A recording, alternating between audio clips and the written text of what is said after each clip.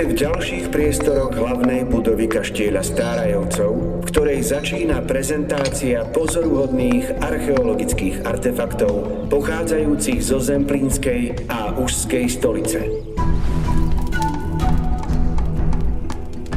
Môj príbuzný Anton Stáraj sa v 80. rokoch 19.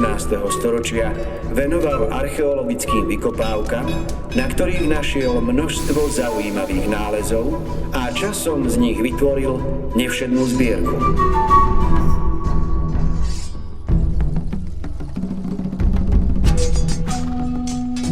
Svoj výskum v Lúčkach dokonca publikoval v roku 1881 v odbornom časopise Archeologiae Erteschitte.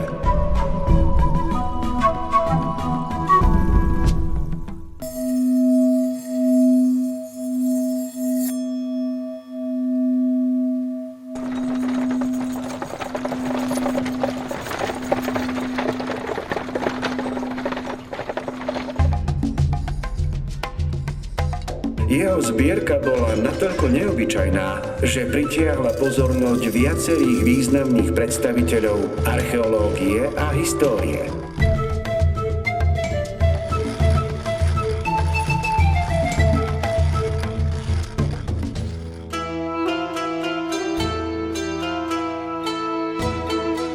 V nasledujúcich miestnostiach budete môcť obdivovať nielen tieto nálezy z neskorej doby kamennej, ale aj mnoho ďalších, objavených mojimi nasledovníkmi.